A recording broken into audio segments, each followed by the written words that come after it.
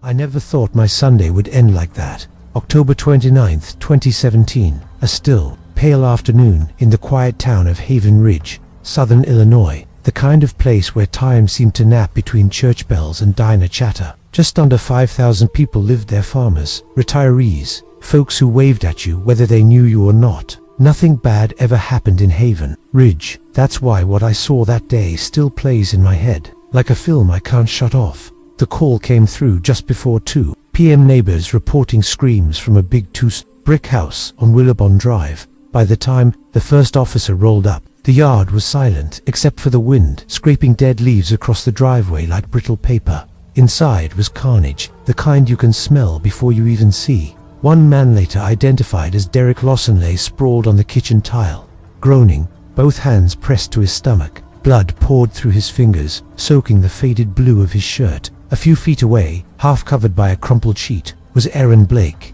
His throat was split open, jagged, like someone had swung a hatchet in blind fury. And standing against the counter, shaking so hard she could barely stay upright, was the lone survivor, Dr. Caroline Mercer. Caroline wasn't some small-town local. She was a history professor from Springfield, sharp, self-contained, the kind of woman who measured her words. But that day, she was pale and wordless, her eyes blown wide, as if she'd just seen hell open. And in a way, she had. Because Aaron Blake wasn't just the dead man on the floor, he was her ex, and Derek Lawson, bleeding out beside him, was her current boyfriend. Aaron had been a plumber, a simple man but well-liked around town, a father of two, a 7-year-old boy and a 5-year-old girl. For nearly a decade, he and Caroline had played the part of a picture-perfect family. Him at home with the kids, her lecturing at the university, both smiling through Sunday barbecues and school recitals. But the smiles were only surface deep. Somewhere between deadlines and dinner tables, Caroline grew distant. She spent more nights shut in her study,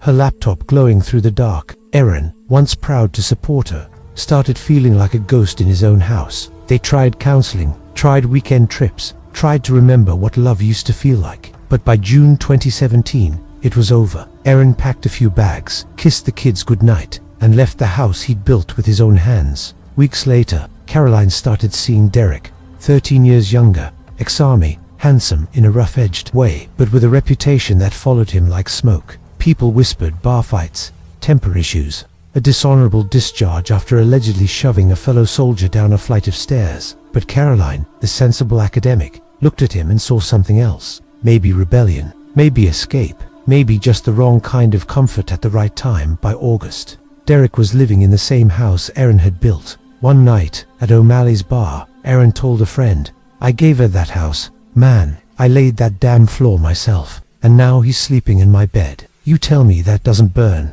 Still, he tried to keep the peace for the kids. That Sunday, Aaron was doing his usual He pulled into the driveway, his daughter asleep in the back seat, his son softly humming along to a country song on the radio. When Caroline came to the door, her face was tight, her tone clipped. "Thanks, Aaron. I'll take it from here." He nodded, kissed the kids goodbye, brushed a stray hair from his daughter's face, and turned to leave. That should have been it. But Derek appeared in the doorway, arms crossed, jaw set. "Hey," he said, too casually, "mind showing me one of those rifles you're always bragging about? The ones you keep in the garage?" Aaron frowned. "What for?" "Buddy of mine's looking to buy. Figured I'd send him a pic."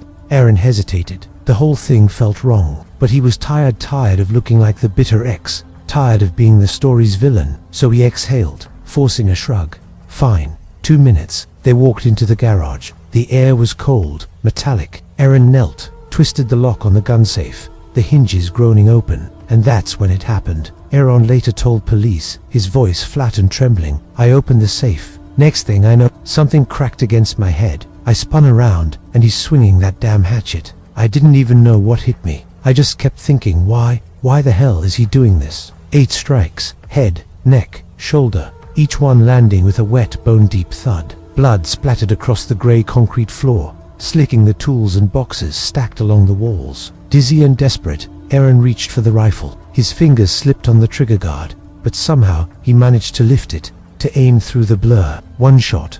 The crack echoed through the garage. The bullet tore through Derek's pelvis, dropping him instantly. He screamed a raw animal sound, clutching at his stomach, his legs jerking against the concrete. Aaron fell back beside the safe, vision tunneling, breath hitching. the world narrowing to the metallic temps of blood. Minutes later, Caroline walked in. She froze mid-step, the phone sliding from her fingers and clattering to the floor. For a moment, she didn't even scream, just stood there, eyes wide, chest heaving, taking in the carnage. Derek writhing in agony, Erin gasping for air, the walls streaked with red. Then she let out a broken cry and scrambled for the phone, dialing 911 with shaking hands. Both men survived, but barely. Erin would never walk again. The bullet severed his spine, leaving him paralyzed from the neck down. Derek underwent emergency surgery, his pelvis shattered beyond repair. And when the police started asking questions, the stories couldn't have been more different. Erin said, "He ambushed me. That's it. I was showing him the rifle, and he cracked me from behind with that hatchet. I didn't even have a chance. I wasn't mad about Caroline. Hell, I was seeing other women by then. I was relieved to be out, but he wanted me gone for good." Derek's version was colder. "That's bullshit. Erin lured me out there. He pulled a gun on me first. I grabbed whatever was close, the hatchet hand swung. If I hadn't, I'd be dead right now." The police were left sorting through a swamp of blood, lies, and jealousy. At first, prosecutors went after Erin. He'd lied in his first statement, claiming someone else fired the gun. When that unraveled, he looked guilty as hell. The prosecution argued Aaron Blake invited Derek Lawson into the garage under the pretense of showing him a rifle. He aimed the gun, pulled the trigger, and shot Derek in the abdomen. Derek defended himself with the hatchet, but Aaron's defense tore that story apart. Ballistics experts testified the shot hadn't been fired at close range, came from at least 12 feet away. The blood spatter proved Derek had been advancing, not retreating. The hatchet wounds, clean, deliberate, too controlled for self-defense.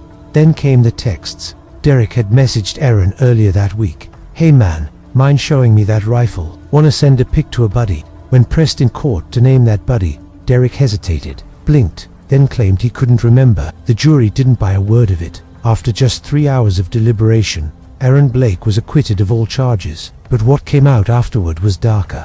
Caroline, who had stood beside Derek through the entire trial, had been quietly moving money. Nearly $200,000 siphoned from her and Aaron's joint mortgage account into her personal one. 5 days before the attack, she'd told her therapist, "I can't deal with him and his custody demands. He wants the kids 50-50, just to get half the assets and avoid child support." 12 days after Aaron lay motionless in intensive care, Caroline filed for an $800,000 life insurance policy in his name. And then, on New Year's Day, just before dawn, a woman slipped into Aaron's rehab center. She stood over his bed, silent, unmoving, like she was weighing something in her hands. A nurse walked in and startled her. She bolted.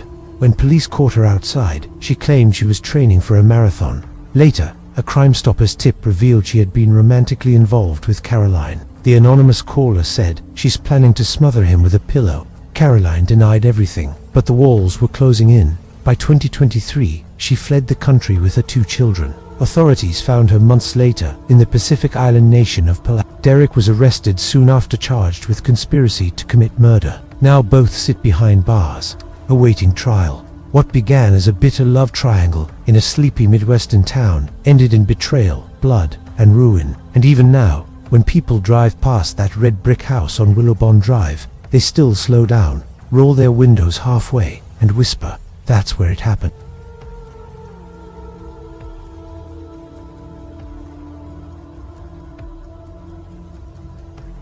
I never thought I'd be the kind of guy to sit around a fire pit with my old man at 1 in the morning, talking about ghosts like some kid at summer camp, but there I was. It was late October, a few years back. My wife and I had just finished hosting a Halloween party for the kids. The plan was simple: keep them entertained until 8, get them loaded into their friends' parents' cars for sleepovers, then let the grown-ups have their turn. Halloween had always been my favorite holiday. My wife loved it too, so throwing a proper bash felt right. The house looked like something off a postcard, pumpkins glowing in every window, the porch draped in cobweb lights, and a spread of snacks that could have been on a Food Network special. Too much food, too much booze, and way too many people for a Tuesday night. The kids had torn around the yard in their costumes until their rides came. Then, one by one, the little monsters disappeared into minivans and SUVs, and the whole vibe shifted. The high-pitched shrieks were replaced by deeper laughter, clinking glasses, and the kind of loud, relieved conversations adults have after surviving a day of chaos.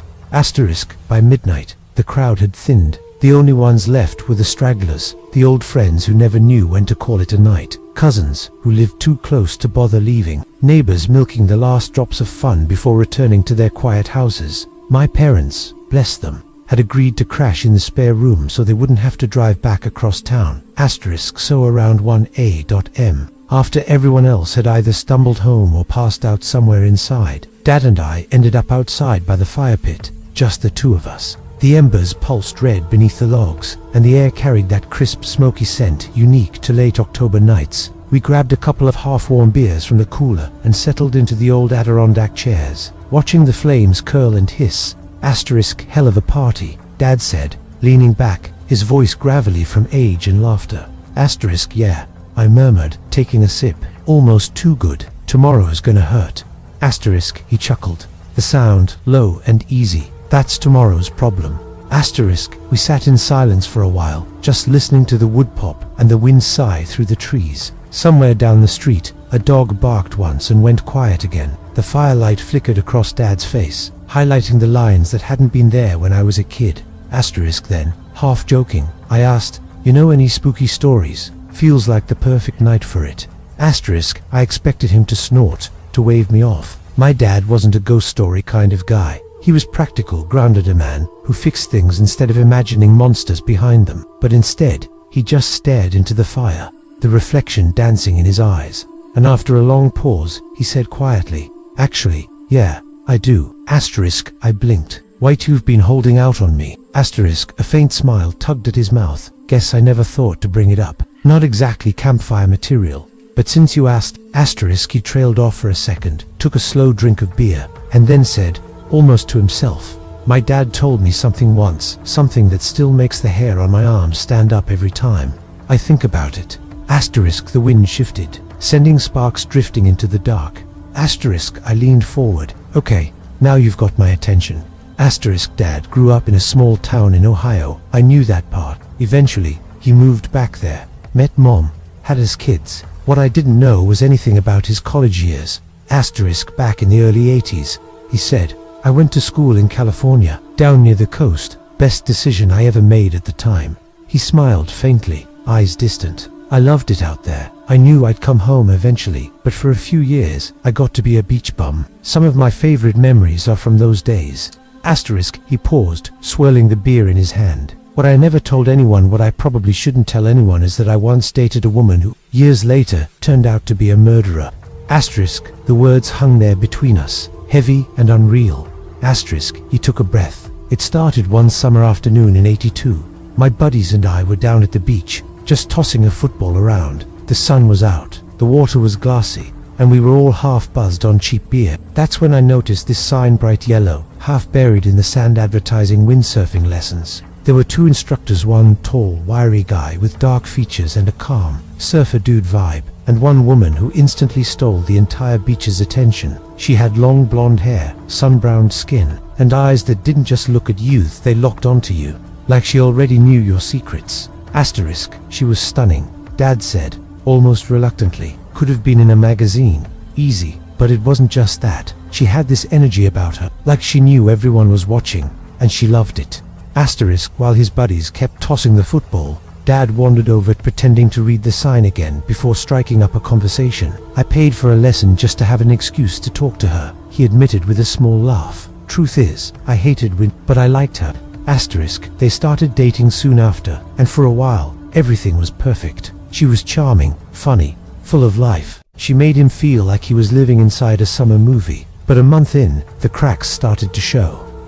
She had a roommate, he said, staring into the fire. Another woman, except they were more than roommates. At first. Angela, though, he didn't say her name, yet told him it was something from the past. Just a phase, and that they were strictly friends now. But he started noticing things. The lingering glances, the late-night arguments that ended in silence, inside jokes that made him feel like an outsider in his own relationship. Then came the third person, a professional windsurfer she'd met in Hawaii. He'd call out of nowhere, sometimes show up in town, and she'd act like it was no big deal. Dad rubbed his thumb along his beer can, the metal creaking softly. It was like she thrived on it, he said, on juggling people, keeping everyone just off balance enough that no one ever confronted her. Asterisk, he took a long breath. I didn't mind that we weren't exclusive, he said quietly. But I did mind being lied to. She had this way of twisting things, making you feel like truth was flexible, like rules didn't apply to her. Asterisk, he shook his head, eyes unfocused in the firelight. That was the red flag I should have paid more attention to. Asterisk, eventually, he walked away. Hardest damn breakup of my life, he admitted, half smiling. Not because I loved her that much, but because she was the kind of woman men don't usually walk away from. But I had to. I couldn't stand the games. Asterisk, life moved on. He graduated, moved back to Ohio, met Mum, started a family. Blondie, as he called her, became nothing more than a strange footnote in his youth. Until 1994. Asterisk, that year, he was sitting at the kitchen table one morning, coffee in hand, newspaper open, when he saw her face. Asterisk, at first I thought it was a coincidence. He said, same name, maybe someone who looked like her, but no, it was her. The paper said she'd been arrested for murder. Her name was Angela Reed. Asterisk, in early 1994. Angela had murdered 3 older women. She'd strangled them, stolen their credit cards, and gone on shopping sprees like nothing had happened. When she realized the cops were closing in, she cut off her blonde hair, dyed it black, and tried to disappear. They caught her a week later. Asterisk, Dad leaned back in his chair, the firelight flickering across his weathered face. It was like the air got sucked out of the room. He murmured, your mum thought I was having a heart attack the way I looked at that paper. Asterisk, I stared at him, my beer forgotten in my hand. White, you dated a murderer. Asterisk, he gave a small, almost tired chuckle. Yeah, he said simply. Asterisk, he didn't try to dramatize it. He just said it like a fact, like the weather, but his voice carried something heavier beneath it. Asterisk, I was shocked, he admitted, but not entirely surprised. She was reckless even back then. She had this attitude like the world was hers to bend. Lying, cheating, manipulating. It was all just a game to her. So when I heard what she did, I was horrified. Sure, but I also thought, yeah, I can see it. Asterisk, he looked into the fire, his voice low. She just cranked that same mindset all the way up.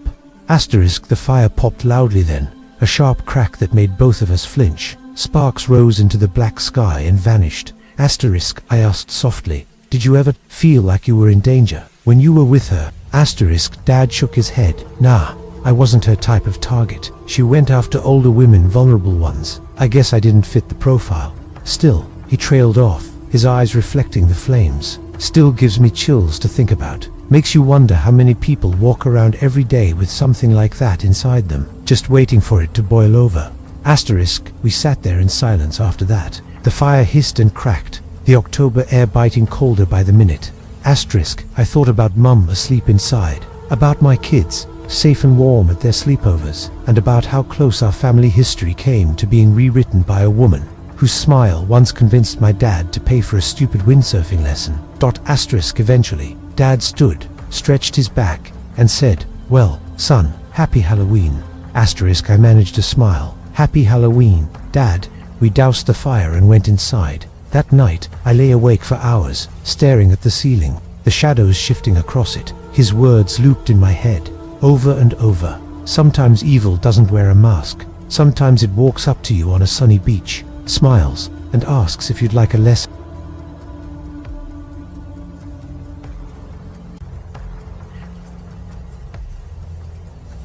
In a small village, a cat named Whiskers discovered a magic fish in a pond. The fish promised 3 wishes in exchange for its freedom. Whiskers wished for endless fish, a cozy bed, and a bell that rang softly. The fish granted all 3 wishes and swam away, leaving Whiskers content and purring in the sun. I never thought I'd be the kind of person to end up in a controlling relationship. If you'd asked anyone who knew me back then, they'd probably have laughed at the idea. They'd say I was independent, stubborn, the kind of woman who didn't take crap from anyone and spoke her mind even when she shouldn't. But in 2015, I met someone who dismantled that version of me, one quiet piece at a time. So slowly I didn't even notice it happening. Asterisk, his name was Caleb. Asterisk, we met at this little coffee shop near my office in Springfield, Missouri, one of those cozy places with low lighting, indie music, and chalkboard menus that were impossible to read from a distance. I was standing in line on my lunch break, half scrolling through my phone, half debating whether to get a mocha or a latte, when a voice behind me said, Asterisk, hey, you've been staring at that menu for like 5 minutes. You waiting for it to start reading itself out loud. Asterisk. I turned around and saw him tall, broad shoulders filling his denim jacket, dark blonde hair that looked like it hadn't seen a haircut in weeks, grinning like he'd just delivered a punchline he'd been saving all morning. Asterisk. I couldn't help but laugh, though I rolled my eyes to cover it. Maybe I just take my caffeine seriously. Asterisk. Fair, he said, that grin deepening. But if you don't decide soon, the barista's gonna name a drink after you, the indecisive latte. Asterisk. It was stupid and harmless and charming, and when we got to the counter, he slid his card across the register before I could protest. Asterisk. Hey, I started, but he cut me off with a smirk.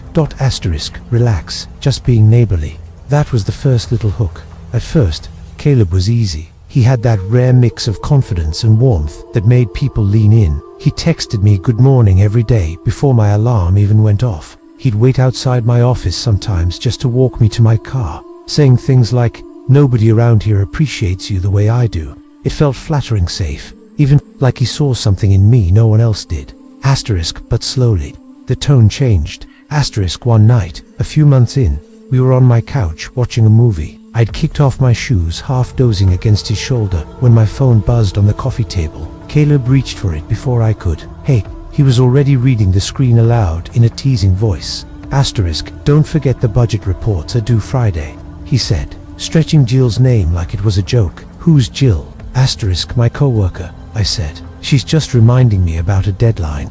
Asterisk. Caleb chuckled but didn't look amused. His eyes lingered on the phone. Why is she texting you after hours? Asterisk. It's work, Caleb. It's literally about reports.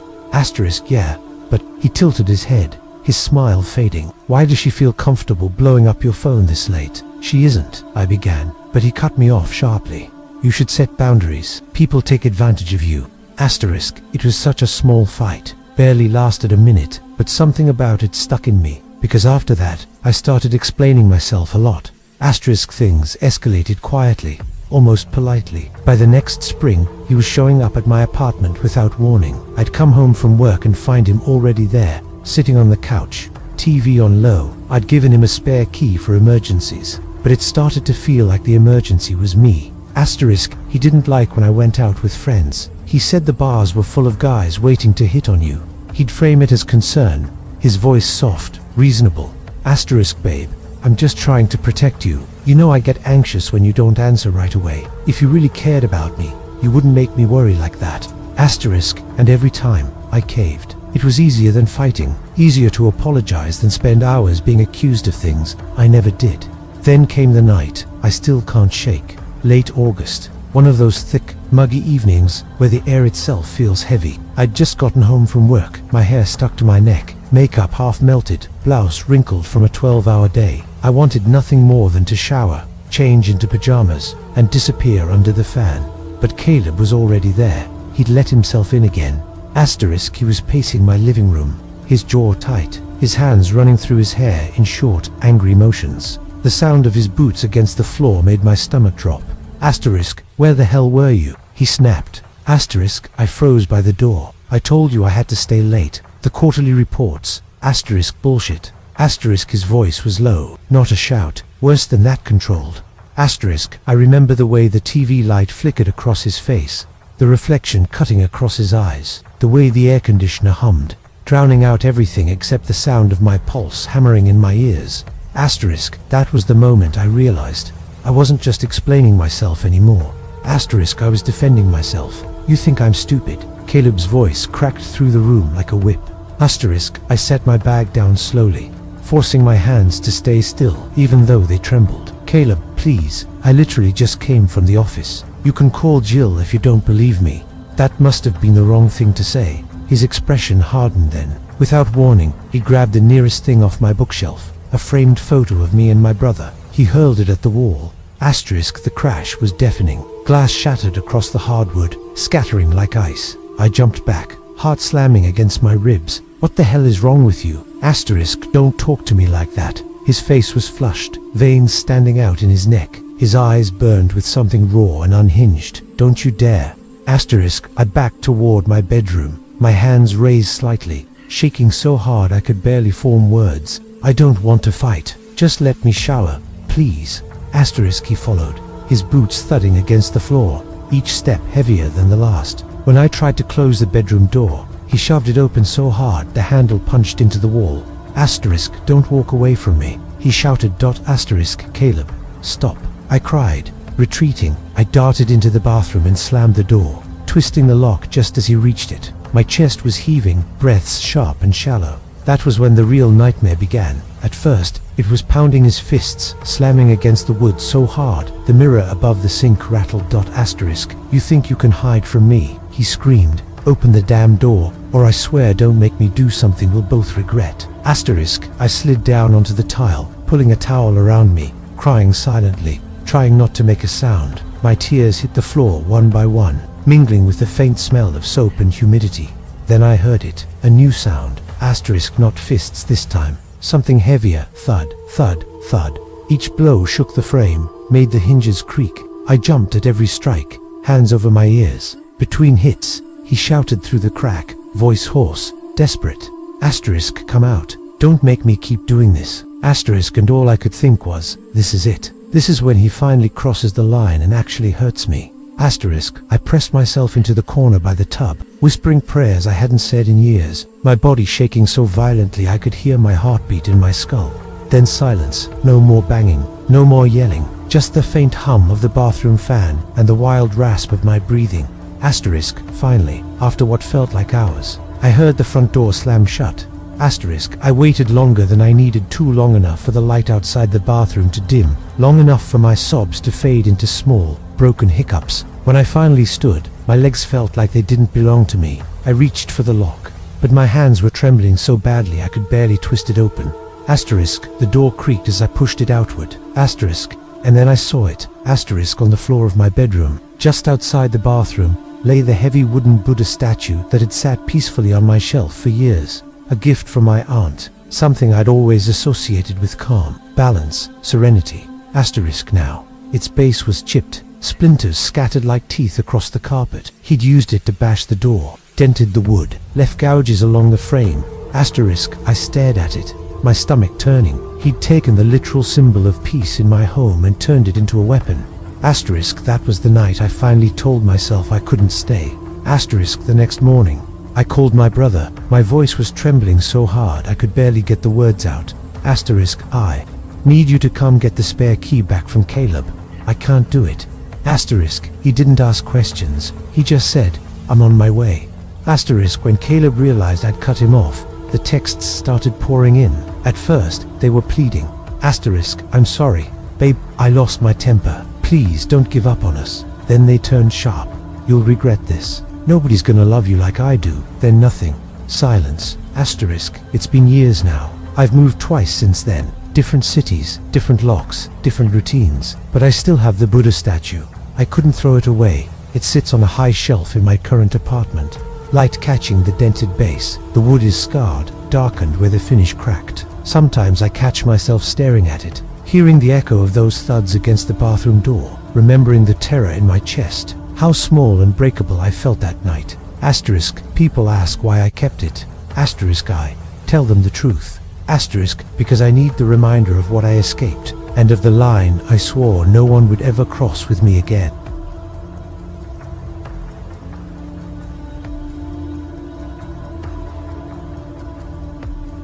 I grew up in a neighborhood people only really drove through on their way to someplace better. The kind of place where the houses leaned too close together like they were whispering secrets. The sidewalks were cracked and buckled from years of neglect, and the streetlights flickered like they were tired of trying. My mum and I lived on the corner of a one-way street where sirens were more common than birdsong. It was just us. My dad had walked out when I was 6, leaving her with a mortgage, a beat-up Chevy, and me. Asterisk, she worked 2 jobs to keep us afloat. Mornings at the grocery store, nights at the nursing home. I remember doing homework at the kitchen table, the air heavy with the hum of the fridge, waiting for the sound that meant she was home. Her keys clattering onto the counter, her deep exhale before she kicked off her shoes. I'd look up and see the tired smile she saved just for me, soft, automatic, like muscle memory. Asterisk, I grew up fast because I had to. By 17, I'd learned to keep my head down, to walk quick after dark, to talk tough, even when my stomach was twisting. But what no one tells you is how quiet that kind of strength feels, how lonely it gets. Asterisk, that's part of the reason I stayed with Reed as long as I did.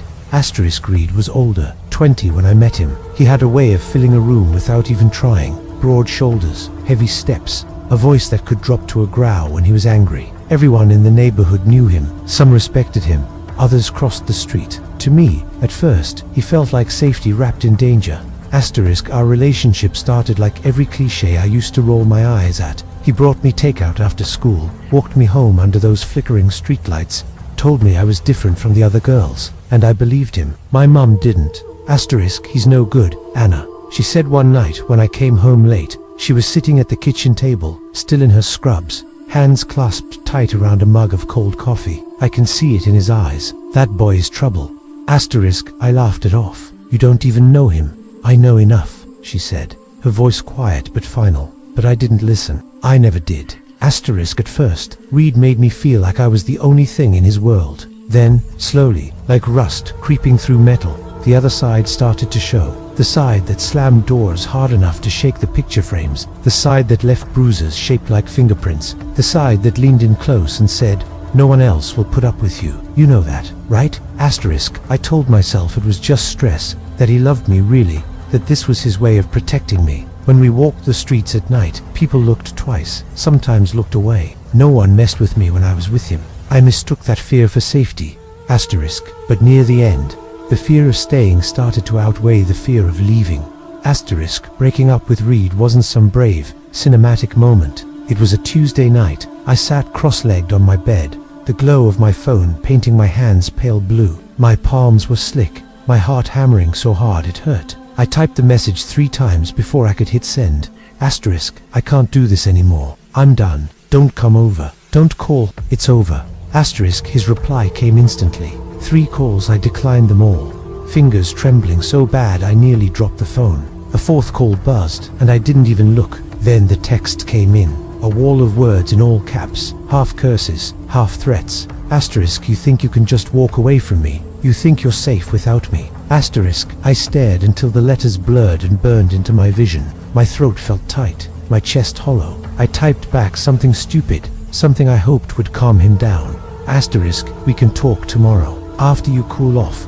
Asterisk, another block of angry texts lit up the screen, longer this time. I didn't read it. I couldn't. I turned the phone over, pressed it face down on the nightstand, and buried my face in the pillow. My breath came shaky, uneven. Asterisk, mom was on the late shift that night, wouldn't be home until 2 in the morning. I told myself I'd be asleep by then, so I wouldn't have to listen to every creak in the house, every passing siren that sounded too close. Asterisk, by 10 o'clock, I crawled into bed.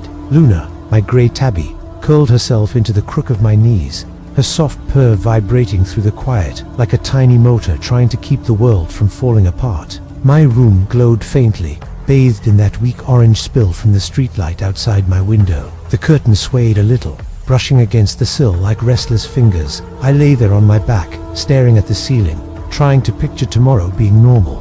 Reed gone, me free, just me and mom and quiet. Asterisk, at some point after midnight, sleep finally took me. Then, a sound, not loud, just enough to pull me back. A soft thump, like a weight shifting on a floorboard. My eyes snapped open. The room was dark except for that thin strip of light across the carpet. My clock glowed faintly on the nightstand. 12:03 a.m. My first thought, Mom. Maybe she'd come home early. Mom, I whispered, sitting up. Asterisk, Luna, my grey tabby, was at the foot of the bed, her tail flicking back and forth. Her ears were pinned flat, her eyes locked on the door. Asterisk, Mom. I tried again, my voice trembling. No answer. I slid out of bed, my bare feet finding the cool floor, and padded into the hallway. The air felt still, heavy.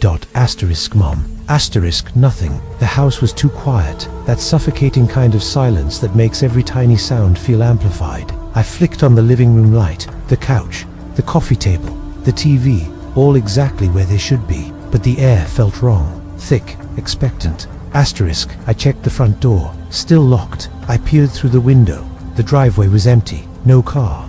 Mom wasn't home. Maybe I dreamed it, I muttered. Maybe the house is just settling. Asterisk, I clung to that thought as I crept back to my room. Luna hadn't moved. She sat rigid, still staring at the door. Asterisk, you're freaking me out. Girl, I whispered, forcing a weak laugh. Then it came again. A crick, slow, deliberate, like someone putting their weight down carefully on old wood. My stomach turned cold. Reed. He knew about the spare key, the one we kept under the broken cinder block in the backyard. I grabbed my phone and dialed Mom. She picked up on the third ring. Voice groggy. Anna, what's wrong? I could barely breathe. I think Reed's here, I whispered. I heard something. I'm scared. She was quiet for a second. Then her tone snapped sharp. Lock your door. Stay put. I'm leaving work right now. It's probably just the house. But don't take any chances. I hung up, heart pounding so hard it hurt. I turned toward Luna, needing comfort, reaching to stroke her back and froze. She wasn't moving. Her body was stiff, her fur standing up like static. Her eyes, wide and glassy, caught the faint light. She wasn't breathing. No, I whispered. My hands shook as I scooped her up. No. Luna, please, baby. Tears blurred my vision. She was gone. My sweet, warm, purring comfort cold in my arms. Grief twisted into something sharp and primal. Terror. He'd been here. He'd touched her. He'd killed her. I scrambled up, slammed my bedroom door, locked it, shoved my dresser against it until my muscles burned. Then I dialed 911. My ex. I whispered, barely able to speak. He's in the house. He killed my cat. Please, send someone. The dispatcher's voice was calm, steady. Stay on the line. Get into a closet. Don't hang up. I crawled into my closet, clutching the phone to my chest. Every sound felt enormous. The hum of the refrigerator, the faint tick of the clock down the hall, the shifting groan of the house. Minutes dragged like hours. Finally, the dispatcher said, "The officers are there now. Stay where you are until they find you." A man's voice boomed from the front of the house. "Police!" I burst out of the closet, crying, stumbling into the living room. Two officers stood by the doorway, flashlights cutting through the dark. I pointed toward my room, sobbing. She's on the bed, my cat. One of them grimaced. The other's face was unreadable. Where is he? The older one asked. I think he left. I stammered. They searched every room. Nothing. The back door was unlocked, swinging slightly on its hinges. Mom came rushing in minutes later, her scrub still on, her face pale, her eyes already red when she saw Luna. We both crumpled to the floor, crying over that little grey body while the officers stood quietly nearby. No signs of forced entry. One said at last, voice low, and with the animal. We can't prove how it happened. But I knew. Reed was smart, too smart. The next morning, Mom changed all the locks. We threw out the spare key. I blocked every number, every account he could use. But I couldn't shake the image of him in the dark, watching me walk through the house while he hid somewhere inches away. The police report went nowhere. No evidence, no arrest. But Mum pushed for a restraining order.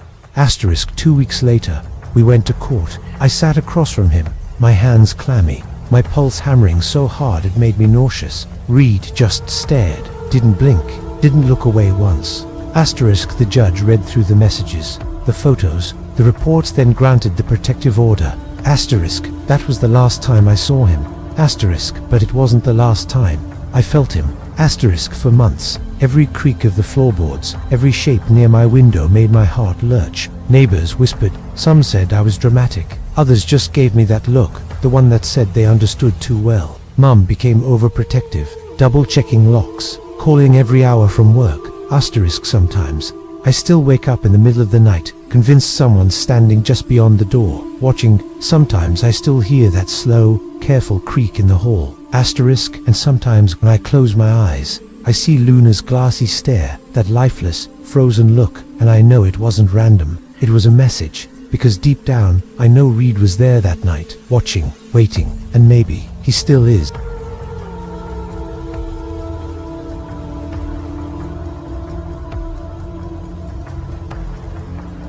I never thought I'd look back on the fall of 2016 and still feel my stomach twist the way it does now. At the time, I was living just outside downtown Chicago, renting a one-bedroom apartment above a bakery on Franklin Street. It wasn't much, just a small living room, a kitchen that always carried the faint, comforting scent of fresh bread from downstairs, and a bedroom I'd only recently started decorating to make it feel like home. But it was mine. Asterisk back then, Sundays meant football and beer. That particular September, I met up with my buddy Rick at Ali's, a bar we'd been going to for years. Rick and I had known each other since high school. Life had pulled us in different directions, me stuck behind a desk at an insurance office, him bouncing between odd jobs, but football always brought us back together. Asterisk, that Sunday, the Bears were playing like absolute garbage, barely holding their defense together. Still, it didn't matter. It was an excuse to drink cheap beer, inhale too many wings, and yell at the TV like it made a difference. Asterisk, halfway through the second half, Rick's phone buzzed. He leaned back in his chair, smirking in that way that always meant trouble. Asterisk, hey, he said, glancing at his screen. Mind if my girl swings by? She's bringing a coworker. Says she's cute. Asterisk, I shrugged, eyes still glued to the game. Yeah, man, sure. The more, the merrier. Asterisk, about half an hour later, they walked in. Rick's girlfriend, Katia, already knew her. She was the loud, sweet type, the kind of girl who called bartenders by name after one round and had a laugh that turned heads. But the woman walking beside her stopped me cold. Asterisk, her name was Isla, and she was, without exaggeration, one of the most striking people I'd ever seen. She had this half Middle Eastern look, olive skin that seemed to glow under the bar's amber lights, long dark hair that framed her face perfectly, and eyes that made you feel like she could see straight through every layer of your bullshit. Asterisk, Katie did the casual introduction thing, playing it cool, but I caught the smirk she shot at Rick. I'd later find out, Isla had already asked about me after seeing a photo of us on Katie's Facebook. Matchmaking in motion. Asterisk, once we started talking, it was effortless. She had this quick wit that pulled me in, made me want to be sharper, funnier, just to keep up. She laughed easily, and when she did, it was the kind of sound that made everyone else in the bar fade out. Asterisk, by the end of the night, our numbers were in each other's phones. One coffee turned into three turned into dinners, late night walks, and long hours on my couch talking about everything and nothing. The muted TV flickering in the background. Asterisk, Isla was intense. That's the only word that fits. When she was happy, it filled the room. She threw herself into everything, into conversations, laughter, plans for the weekend, and when she kissed me, it was like she poured all of herself into it, as if the world narrowed down to that one electric point of contact. Asterisk, after about a month, we made it official. At first, it was everything I thought a relationship should be. She'd meet me at the train station after work, sometimes with a coffee in hand, waiting under the awning like a scene from a movie. We built little rituals, watching Jeopardy every night, keeping score, yelling answers at the TV like idiots. Asterisk, but maybe 2 months in, I started seeing the cracks. She hated being wrong, not in a cute, stubborn way, more like she took it as a personal attack. Asterisk, one night, there was a Jeopardy question.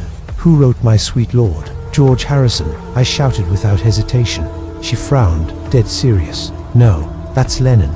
Asterisk, I laughed lightly. Nah, Lennon wrote Imagine. My Sweet Lord was George. Asterisk, the look she gave me could have cut glass. Her smile disappeared, replaced by something sharp, cold, like I hadn't just corrected her, I'd insulted her.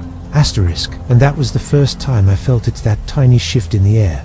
The start of something I didn't yet understand. When the TV confirmed it was Harrison, I tried to keep it light. Told you, I said softly, like I was diffusing something that didn't need to be a fight. Asterisk, she didn't answer, not a word, just sat there, eyes glued to the screen, jaw tight. At first, I thought she was kidding, a little silent protest, maybe, but when I said, hey, you good, she didn't even blink. It was like I wasn't there.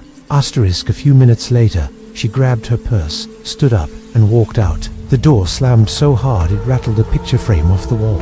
Asterisk, 3 hours passed, 6 missed calls, then finally, a text lit up my phone. Asterisk, greater than you embarrassed me. You made me feel small. I don't deserve that. Asterisk, I stared at it, reading it over and over. I hadn't mocked her. I hadn't raised my voice. I'd just been right about a trivia question. I texted back, tried to explain, but when she finally called, she was crying, saying she'd been stressed from work. Her aunt back home was sick, that she'd just snapped, and I forgave her. Maybe I shouldn't have. Asterisk, after that, the fights came more often. Tiny things exploded into full-blown arguments. If I was 5 minutes late, it turned into, why don't you respect my time? If I didn't like the restaurant she picked, it became, why do you always dismiss me? Asterisk, but when it was good, God, it was good. She had this way of making you feel like you were the only person in the world. When she laughed, it was like sunlight. When she looked at you, it was like nothing else existed. That's what kept me there. Long after the balance started to tilt. 6 months in, the bad finally outweighed the good. I couldn't picture bringing her home to meet my mom, or worse, living together. The thought made my chest tighten, so I ended it. Katie gave me the advice. Do it in a public place. Less chance of drama. So I picked a coffee shop on Halsted, midday, but it didn't go that way. Isla cried loud, shaking, eyes reddened, then stormed out before I could even finish my sentence. Heads turned, everyone stared. I sat there with my untouched coffee and felt like the world's biggest arsehole. A week later, we met one last time to swap the stuff we'd left at each other's places. She was cold, composed, no tears this time, no yelling, but the hate in her eyes was enough to make me flinch. After that, I told myself it was over. By July the next year, I'd started seeing someone new, a girl named Emily. It was early, just 3 dates in, but it felt easy, promising.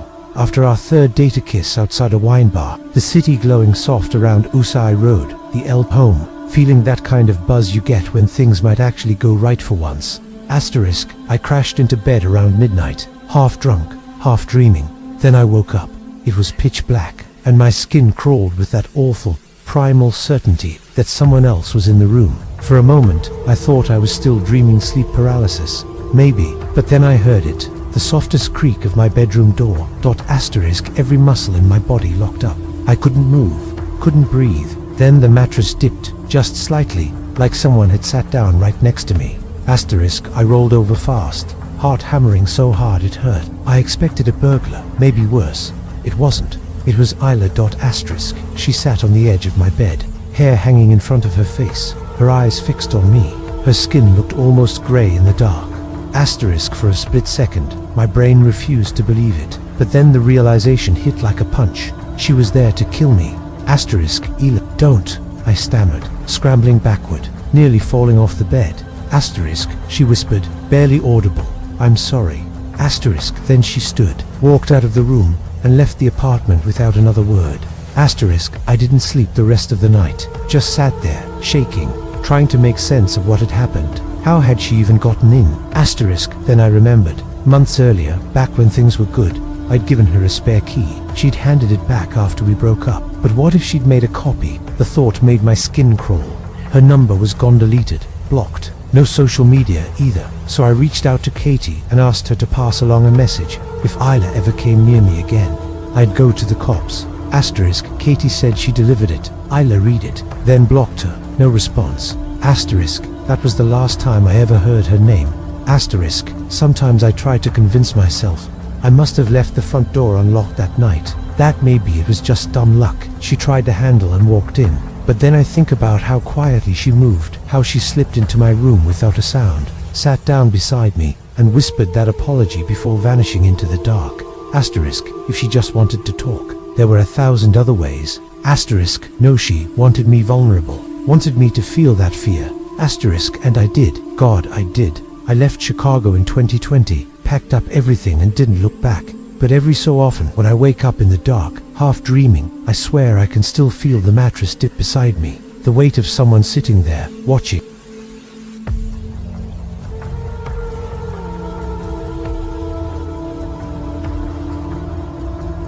I never thought I'd be the type of guy to end up with a story like this. Honestly, I used to think those crazy ex-stories people told were blown out of proportion, dramatized, messes where both sides were just as bad. I'd hear them and roll my eyes, figuring everyone loves to make themselves sound like the victim. But after what happened with Sabrina Clark, I know better now. Some people really are unhinged, and if you're unlucky enough to get tangled up with one of them, your life can unravel before you even realize it's happening.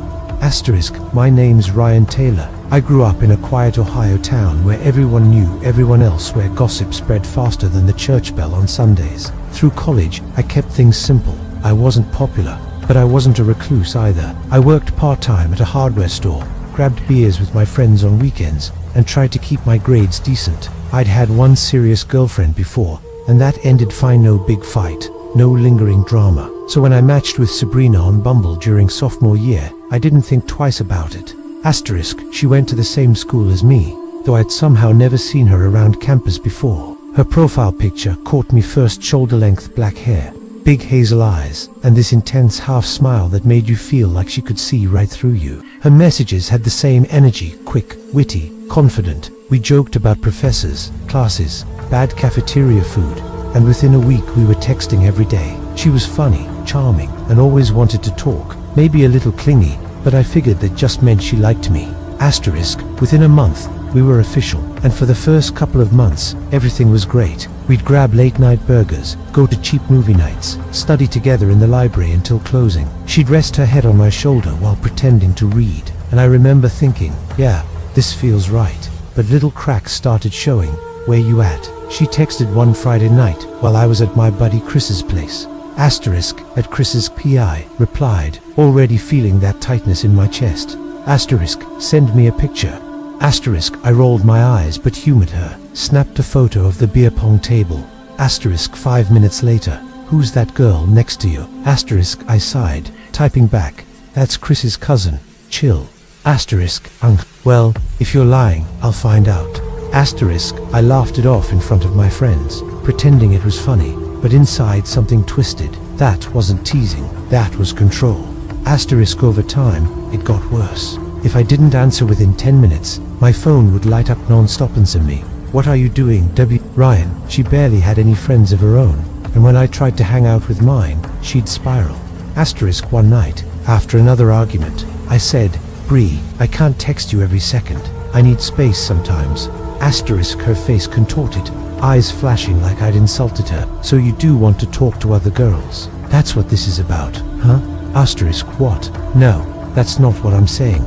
Asterisk, you think I'm stupid? She snapped, voice sharp enough to cut through me. Asterisk, by the 4th month, I was exhausted. Every class, every outing, I was checking my phone, terrified she'd be mid-breakdown. My friends stopped inviting me out because I always had to leave early to keep the peace. Asterisk, but the night everything snapped, it was a Friday. We'd been drinking at my buddy Alex's house. Nothing crazy, just a few rounds that turned into too many. We ended up hitting a bar afterward. When I finally stumbled home around 2 in the morning, bleary-eyed and half drunk, I froze. Asterisk, Sabrina was standing in the driveway of my mum's house, arms crossed, eyes wide. Her hair was a tangled mess, her face pale except for the streaks of mascara. Asterisk, where the hell were you? She screamed, voice echoing down the street. Asterisk, Bridgie says it's 2 in the morning. What are you doing here? Asterisk, you cheating piece of shit. She shrieked, marching toward me. Before I could even react, she started swinging, smacking my chest, my arms, wherever she could reach. Not playful hits, real, hard ones. Asterisk, stop, I hissed, grabbing her wrists. You're going to wake my neighbors. Asterisk, she yanked away and screamed louder. Get off me, I'm calling the cops. You're abusive. Asterisk, my heart dropped. What? Are you serious right now? Asterisk, she glared at me, breathing hard, eyes glinting like she wanted me to break. And that's when it hit me. This wasn't a fight. This was a game I could never win. Asterisk, we're done, I said flatly. Get the hell out of here.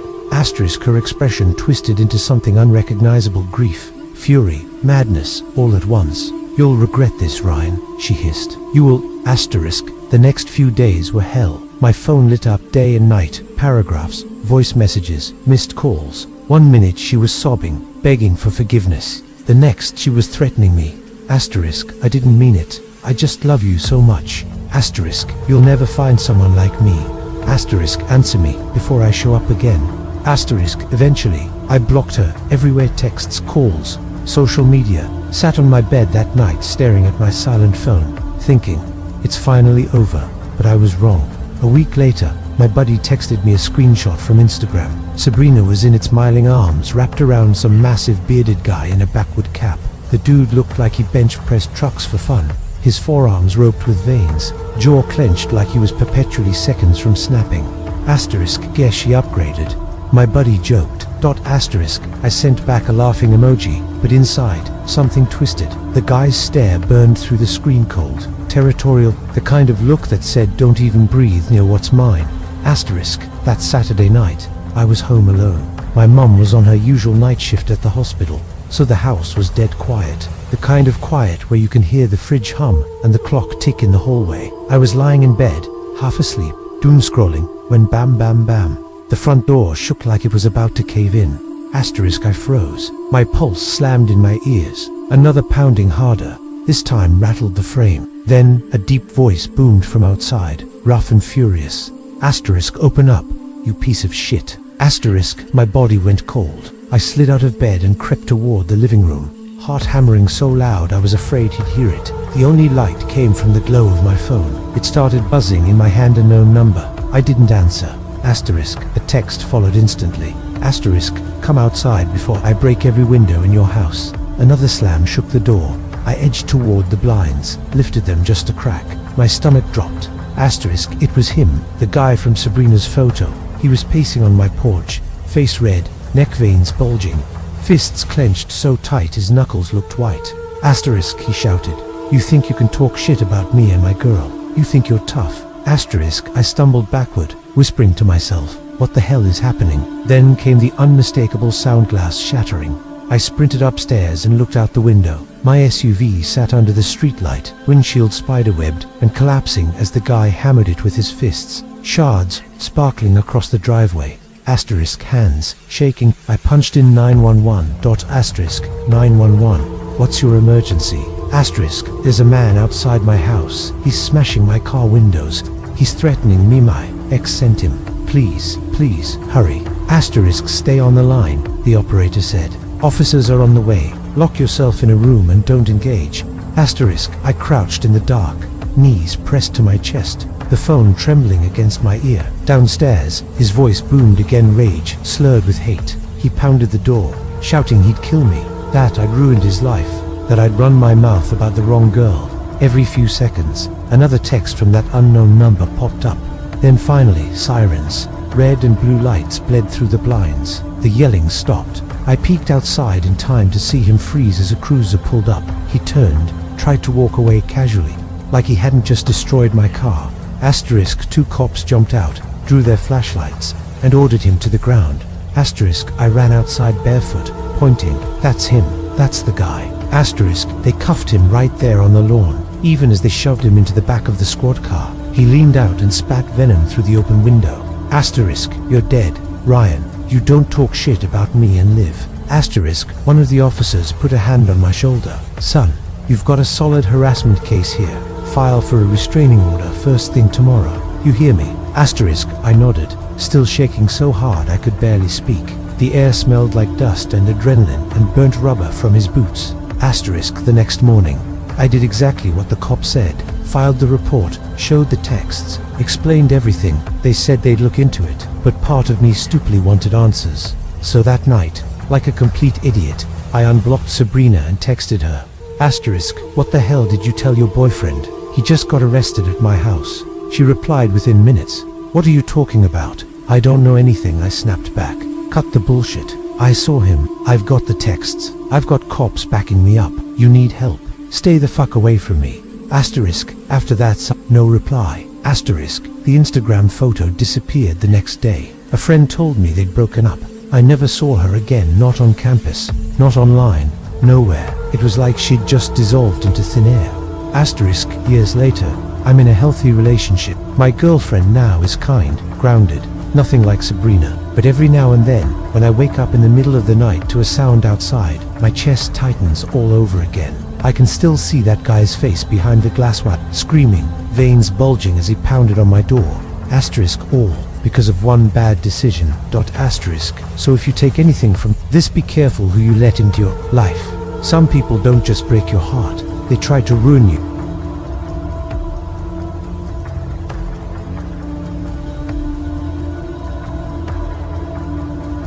I still remember 2012 as the year everything came crashing down for me. I was 21, reckless, too trusting, still caught between being a kid and pretending to be an adult. I'd just moved out of my mom's house in Bakersfield, into this cramped one-bedroom apartment that overlooked a liquor store parking lot. The rent was cheap, the walls were thin enough to hear every argument, every car alarm, every drunk laugh that echoed at 2 a.m. no matter how many candles I lit. The place carried a faint mildew smell that clung to the curtains and my clothes. But to me, it was freedom. And back then, freedom meant late nights, loud music, cheap vodka, and a boyfriend who felt larger than life. Derek Morales. He was 23, and when I met him, he was everything I thought I wanted. Tattoos crawling up his forearms, that cocky grin that made it look like he knew something you didn't. The kind of guy who could walk into a room and bend the air. Around him, he partied like there was no tomorrow, and at 21, I thought that was what living meant. We met through a friend at a house party one humid August night. I can still see the sticky floors, smell the cheap beer, hear the bass rattling the windows. He caught my eye across the kitchen, leaned against the counter with a red cup in his hand, and said, "Why is a pretty girl like you stuck in here babysitting the chips?" It was such a cheesy line, I laughed out loud, but he said it with that crooked smile that made it impossible not to smile back. By the end of the night, I was riding shotgun in his dented black Civic, windows down, my hair whipping in the wind, music blasting loud enough to drown out every thought in my head. I remember thinking, this is what being alive feels like. For about a year and a half, Derek was my entire world. We drank too much, smoked too much, spent rent money on bottles instead of groceries, woke up hungover and laughed about it. We thought we were unstoppable, but slowly, the noise started to wear on me. The thrill dulled. I wanted something steadier, maybe go back to school, get a real job, stop feeling like I was balancing on a ledge every day. Derek didn't want that. One night, sitting on the floor of my apartment surrounded by empty beer cans, I told him I wanted to cut back, maybe start saving, do something productive with our lives. He looked at me like I'd just spoken another language. "Cut back," he said, slurring slightly, the half-empty whiskey bottle beside him. "You sound like an old lady already. We're young, this is what we're supposed to be doing." That's when the pit in my stomach settled in the quiet understanding that we were heading in opposite directions. 2 months later, it ended, loud, ugly. He called me selfish, I called him stuck. There was yelling, slammed doors, crying into separate walls. But eventually, he said he understood. He said he'd let go, and I believed him. But Derek wasn't the kind of man who let go. The exchange of stuff was his idea. Anyone who's ever ended a long relationship knows what that means. Retrieving the pieces of your life you'd left in someone else's space. My drawer at his place held makeup, a couple of hoodies, my favorite sneakers, and that overpriced snail slime face cream I'd splurged on in LA. He had a few shirts at mine, some old vinyls, a pair of work boots, and a cheap set of tools he insisted he needed back. We texted for a week, trying to make it simple, clean, final. I told him I wanted him sober for it. "Just please don't show up drunk. Let's keep this clean," I wrote. He replied, "Yeah, fine, I get it, I'll be chill." The night came a Thursday. I remember because I'd worked an 8-hour shift at the diner off Union Avenue. Came home exhausted, bagged up his things in a ripped plastic grocery bag, and left it by the front door. He said he'd come at 7:07, came and went. No Derek. At 7:30, I texted, "You on your way?" No reply. At 7:45, I called, straight to voicemail. Finally, a little after 8, he answered. His voice was rough, flat, that familiar edge that meant he'd been drinking. Yeah, I'm coming," he said. "Got caught up with something. I'll be there in 20, Derek." I sighed, trying not to let the irritation turn to dread. "Please don't be late. I have work in the morning." "Relax," he muttered, then hung up. By the time the buzzer rang at 8:50, my stomach was already in knots. I opened the door and the smell hit me first. Sharp, heavy, unmistakable. Alcohol. His eyes were glassy, his cheeks flushed. In his hand dangled a shopping bag. "My stuff, you promised," I said, my voice cracking between anger and disappointment. He smirked. "What? I can't have a couple beers." "No," I shot back. "You can't. I told you I wanted this done sober." He shifted his weight and leaned against the doorframe like he still owned the place. "Can I come in?" I shook my head immediately. "No, just give me my stuff. Take yours, and let's be done." He raised his eyebrows, a bitter smile tugging at his lips. "Really, that's it? After almost 2 years, I don't even get to sit down and talk." "You already know why this is over," I said, trying to keep my voice steady. "I don't want to fight Derek. Just hand it over." His expression darkened, eyes narrowing. "This is who you are now, cold as hell." I took a step back, one hand on the door. "If you can't act like an adult, you don't get your things." It was an empty threat, and we both knew it, but I needed him to believe I wasn't afraid. The second I tried to close the door, he shoved his foot into the frame and forced it open. The crack of wood startled me. "Derek, what the hell are you doing?" I shouted, panic spiking in my chest. He pushed his way in, brushing past me so hard my shoulder hit the wall.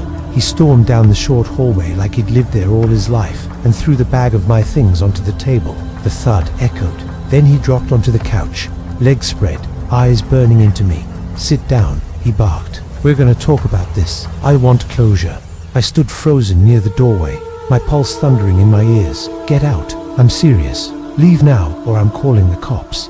He shot to his feet, face red, spit gathering at the corners of his mouth. "You wanna kill me, huh? That's what you're doing right now. You're fucking killing me." My hands trembled as I fumbled for my phone.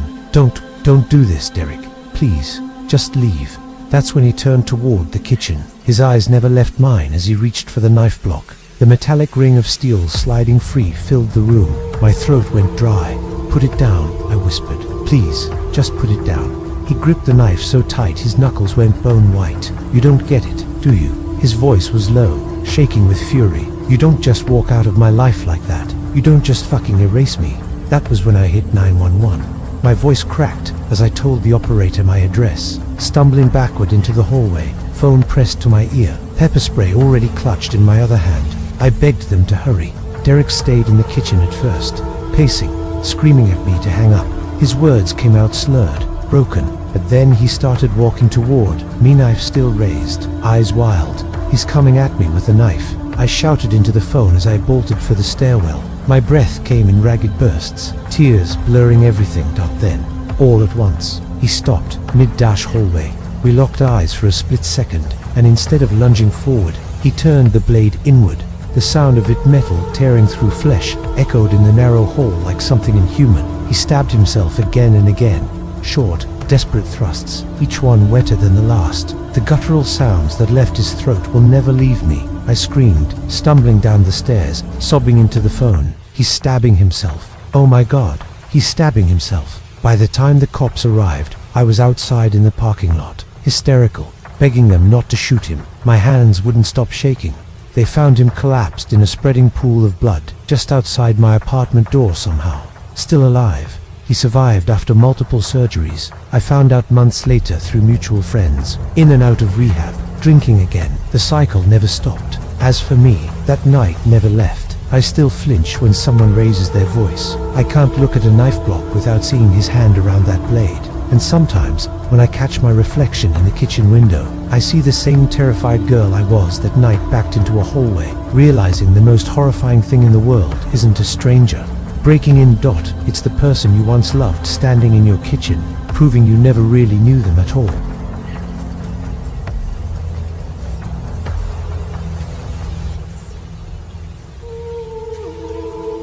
I still remember the fall of my junior year like it happened yesterday. The smell of wet leaves stuck to the sidewalks, the sound of trains echoing somewhere past the highway, and the faint chill that crept in through the drafty windows of our apartment. I was 16, living with my mum in a modest two-bedroom on the south side of town. It wasn't dangerous exactly, but it wasn't safe either. The kind of place where you kept your keys between your fingers when walking home after dark, where the streetlights flickered like they were deciding whether to bother staying on. Some nights, the air carried laughter. Other nights it carried shouting from open apartment windows. That fall was when I had my first real relationship. His name was Travis. He went to Westfield High, a town over, a senior 17, almost 18, so much older than he looked in pictures. I met him the way a lot of us did back then, Facebook. He'd seen me tagged in a friend's photo and sent a message that said something like, "You've got a great smile. Didn't think people like you lived around here." I remember laughing at that. Then, I clicked on his profile. He had that look, broad shoulders, that messy brown hair, a jawline dusted with stubble like he was already halfway to being a man. When he started messaging every day, I felt that rush I guess every girl feels when someone older pays attention. He'd ask about school, tell me I looked adorable in my softball pictures, and say things like, "Wish I'd gone to your school instead." Within a week, we were hanging out. The first time he showed up at one of my games, sitting in the bleachers with that half grin, I felt stupidly proud. Afterward, he bought me a burrito from the little Mexican place down the street. I still remember the smell of grilled meat and onions filling the cab of his truck. The way he leaned his arm across the back of my seat, like we'd been dating forever.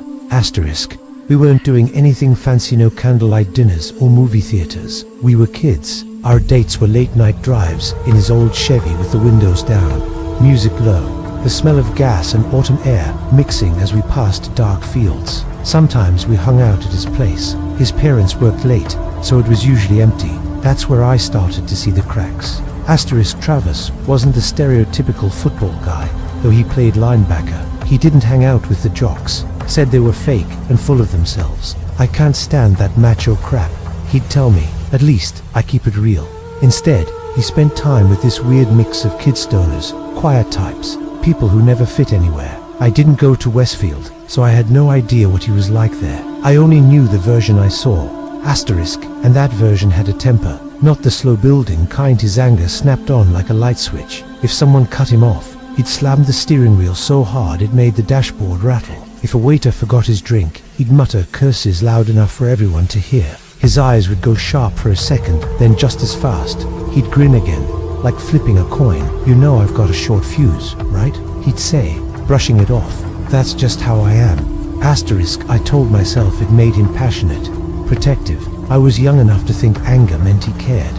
But that fall, there was another boy, Lucas. He sat next to me in history, same grade. He wasn't built like Travis, no muscles, no bravado, just this easy warmth about him. He laughed at the same stupid memes I did, listened when I talked about my favorite shows or how much I hated geometry. When I was with him, I felt like I could breathe. I didn't plan to like him, but I did. By late October, I couldn't pretend anymore. I didn't feel the same about Travis, and the thought of telling him made my stomach twist. Every time he got angry, I saw that look in his eyes, like he wanted to make someone pay for it. I knew breaking up wouldn't go smoothly. Still, I couldn't keep lying.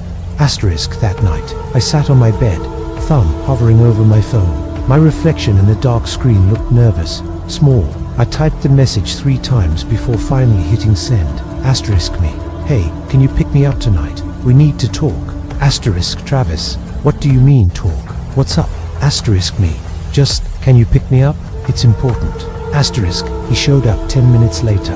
I heard the rumble of his Chevy before I saw the headlights sweep across my window. When I climbed in, he didn't say anything. His hands were locked on the steering wheel, knuckles white. The only sound was the low hum of the engine and the squeak of the old air freshener swinging from that mirror. We drove for a while in silence, past the shuttered gas stations and dark houses, until finally I found my voice. Travis, I said softly, staring out at the passing streetlights. I think we should take a break." He snapped his head toward me so fast I flinched. "A break? The hell does that mean?" His voice was sharp enough to slice through the hum of the engine. I swallowed, my throat dry. "I just don't feel the same spark anymore. It's not something you did." I just before I could finish. His fist slammed into the dashboard. The crack of impact echoed through the cab, sharp and violent. I jumped. A dent blossomed in the plastic, right above the radio. "Don't give me that not something you did bullshit," he roared. "You think you can just dump me, like I'm some nobody?" My hand instinctively went for the door handle, but he shot out faster, clamping down on my shoulder. His grip was hard, shaking. "No, don't leave right now. He sucked in a ragged breath. "I'm pissed, okay? Just let me drive you home." I froze. He eased his grip, put both hands back on the wheel, knuckles still white. I didn't say a word. The silence was suffocating, thick with the smell of pine, air freshener, and burnt dust from the vents. But as he pulled back onto the road, my stomach dropped. We weren't heading toward my house. The streets looked unfamiliar, darker, quieter. He blew past 2 stop signs without even slowing down. His jaw flexed, his lips moving in a low, angry mutter I couldn't make out. Travis, I said carefully, trying to keep my voice steady. This isn't the way to my street." He didn't answer. His eyes were locked forward, expression flat, breathing heavy through his nose. Outside, the lights of town faded behind us. The road narrowed, lined by trees that leaned in close, their branches scraping against the night. I knew where we were heading, the wooded backroads that twisted past the quarry. "Pull over," I said, louder this time. "Let me out." "No," he snapped, voice breaking through clenched teeth. "You're not walking away from me like that." When he finally slowed near a gravel shoulder, the tires crunching under us. I didn't wait for him to stop completely. I shoved the door open and stumbled out, my shoes slipping on loose stones. Cold air hit my face, and I just ran, arms pumping, lungs burning. the world shrinking down to the sound of my own heartbeat. Asterisk, get back here, he yelled behind me, his voice echoing through the trees. Asterisk, but I didn't even look back. I sprinted until my hands were shaking too badly to hold my phone steady. I called my mum. Asterisk, she was there in 15 minutes, her sedan's headlights cutting through the dark. When I climbed in, her face was pale, furious. She didn't say a word the whole ride home, just gripped the steering wheel until her knuckles turned white. Asterisk, that night, my phone buzzed. A text from Travis. Asterisk, I'm sorry. I just lost it. Please don't give up on me. Asterisk, I stared at the message until the screen dimmed, then turned my phone face down. I didn't reply. Asterisk, 2 nights later, I was walking to Lucas's house, just 2 blocks away. The air was cool, the neighborhood quiet, except for the soft hiss of sprinklers somewhere down the street. That's when I noticed it's someone across the road, a figure in a black hoodie, who'd pulled up, walking my pace, a few yards behind. I told myself it was nothing. People walked here all the time. I adjusted my bag, glanced at my phone, tried to act normal. Asterisk, but when I looked again, the figure had crossed the street, now on my side. My stomach dropped. I texted Lucas, come outside please. I think someone's following me. Asterisk, he replied instantly, okay, I'm coming. Asterisk, I quickened my pace, my sneakers scuffing the pavement. My hands were shaking. That's when I heard the sound of shoes pounding the sidewalk behind me. I turned, the figure was sprinting straight at me. Asterisk, I screamed and bolted. My lungs burned, my breath coming in sharp bursts as I tore down the street. I saw Lucas run out of his house, confusion flashing across his face as I screamed his name. Asterisk, when I risked a glance over my shoulder, the figure had stopped, then turned and ran the other way, disappearing into the dark between houses. Asterisk, I didn't need to see his face. The height, the shoulders, the way he moved it was Travis. Asterisk, it didn't stop there. The next week came the late night calls from blocked numbers, my phone lighting up at 1 a.m., 2 a.m., 3 a.m., the heavy silence when I answered. Sometimes I'd look out the window and see his truck parked across the street from our complex, engine off, lights out, just sitting there, watching.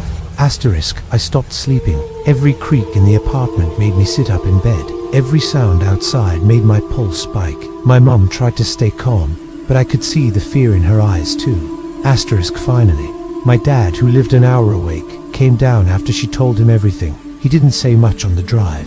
His face was tight, unreadable. When we pulled up to Travis's house, he told me to stay in the car. I cracked the window, just enough to hear. Asterisk, he pounded on the door until someone answered. Travis's parents appeared tired, startled. My dad's voice was low, but shaking with fury.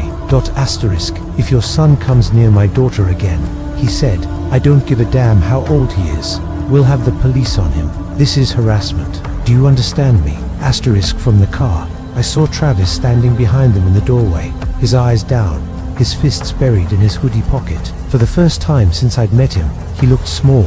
Asterisk, after that, the calls stopped. The truck never came back. He was gone. Lucas and I dated for about a year after that. It wasn't perfect, but it was safe. And that alone felt like a miracle. Asterisk, still, even now, when I think back to those nights too, the pounding footsteps on the pavement, the glow of headlights outside my window, I feel that same cold knot of fear tighten in my chest. Asterisk, Travis was my first relationship, my first lesson in red flags, and it taught me something I'll never forget. Asterisk, sometimes, the person who swears they love you is the one you should fear the most.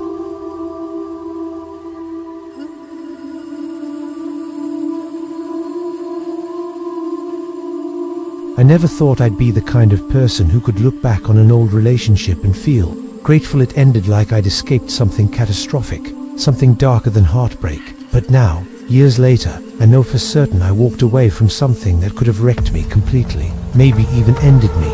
Asterisk, it started in the fall of 2017. I had just moved back to my hometown Phoenix, Arizona, after spending a year and a half in Chicago, working as a production assistant for a mid-tier theater company. Chicago had been good to me professionally, but personally, it was desolate. My life there was all late nights painting sets, organizing props, and pulling double shifts whenever someone called out. I barely saw the sun some weeks. Asterisk, dating wasn't even a thought. My social life consisted of lukewarm beers with stagehands after shows, slouched over sticky bar tables while everyone complained about budgets and directors. By the time I packed up and came back to Phoenix, I realized something that embarrassed me more than I'd like to admit. It had been over 2 years since I'd even held someone's hand. No flings, no messy breakups, no bad Tinder hookups, just work, sleep, repeat. Asterisk. When I finally unpacked my bags in my old apartment on 16th Street, a faded one-bedroom with creaky floors and a window that hummed when the wind hit it right.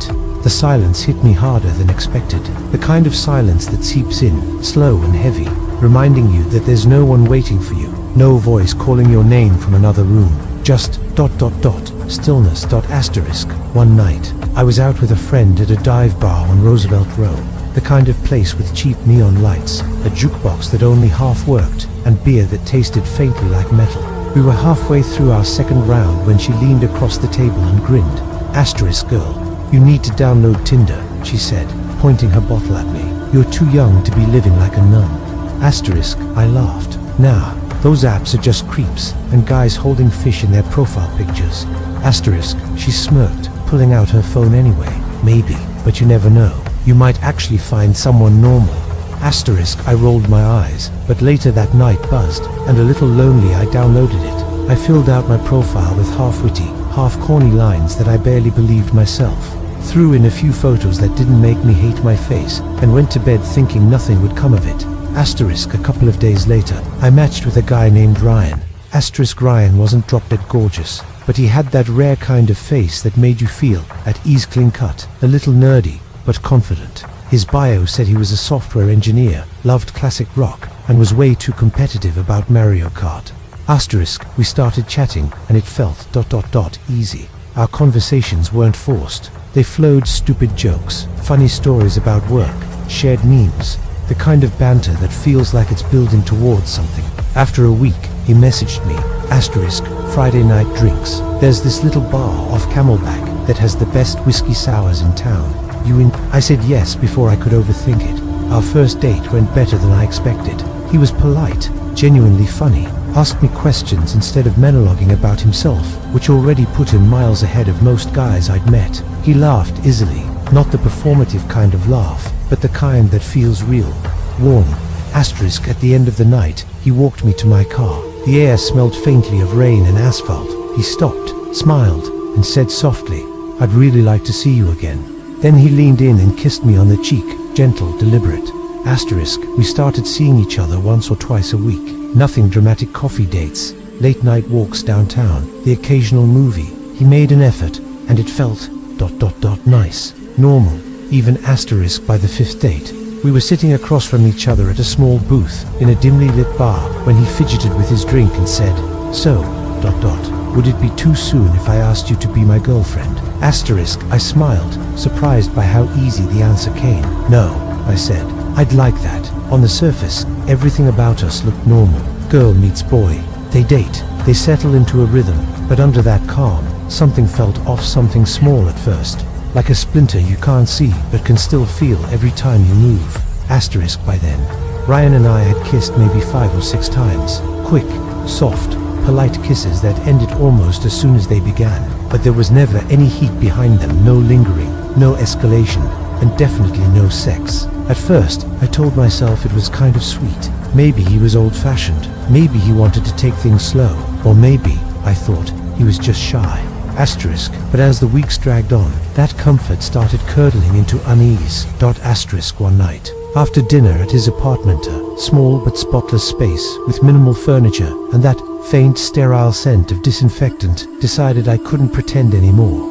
Asterisk. Hey, I said carefully, setting my fork down and folding my hands. Can I ask you something kind of personal? Asterisk. Ryan looked up, wary. Sure, what's up? Asterisk. I hesitated, then just said it. Are you avoiding being physical with me? Asterisk. He froze. For a second, I thought he'd misheard me. His face went tight, jaw clenching like I'd cornered him. Asterisk. It's not that, he said quickly. I like you, I really do.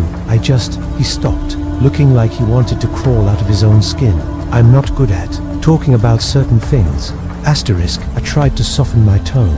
Okay, you don't have to be embarrassed. Whatever it is, you can tell me. I'm not going to freak out. Asterisk. He rubbed his palms against his jeans, eyes darting toward the floor. Silence stretched between us. I could hear the low hum of his refrigerator, the ticking of a wall clock. Asterisk. When I finally pressed a little more, he just shook his head. Not tonight. I can't. Asterisk. So I let it go.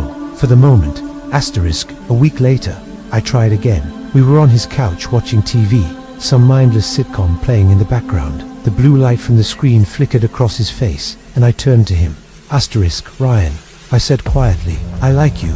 I want us to be closer. If there's something you want or need from me, I just need you to be honest. Asterisk. He went still, like I'd hit a nerve. The air between us thickened. Seconds crawled by. Finally, he exhaled. Shakily. Asterisk. There's something I want, he said, voice barely above a whisper. But you're going to think it's weird.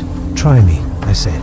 He swallowed hard. His eyes flicked toward me, then away again. When he finally spoke, his voice dropped to almost nothing. Asterisk. I want you to dress up for me. Asterisk. That didn't sound too bad at first. I smiled a little, like lingerie or cosplay. I've still got a few costumes from my theater gigs. Asterisk. He cut me off. No, not like that. Asterisk. I frowned. Then what do you mean? Asterisk. He hesitated.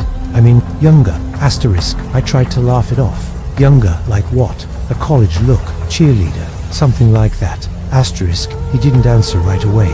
His eyes flicked up to mine, guilty, uncertain, and then he said it. Asterisk. Like a little girl. Asterisk. The words hit me like a physical blow. My stomach twisted. I jerked my hand back from his before I even realized I was moving.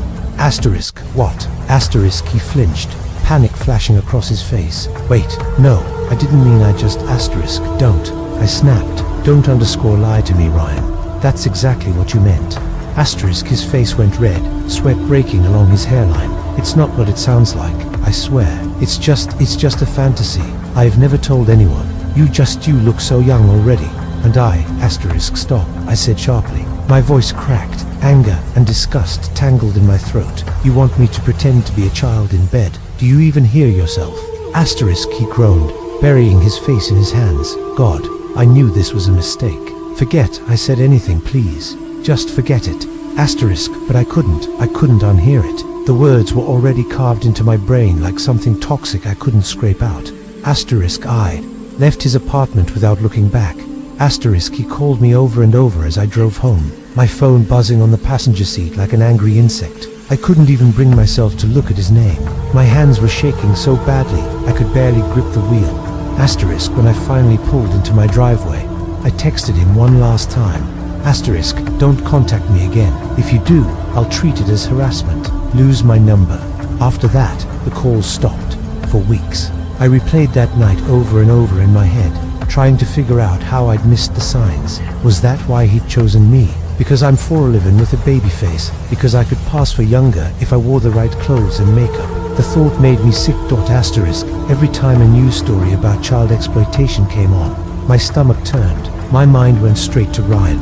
Part of me wanted to believe he got help, that he was sitting in some sterile therapy office, trying to fix whatever broken thing lived inside him. Asterisk. But another part of me, the louder part, feared it was just a matter of time before I saw his face on the evening news. Asterisk. And the truth is, if I hadn't pushed him to open up when I did, if I had ignored that gnawing feeling and gone further with him, I don't even want to imagine what might have happened.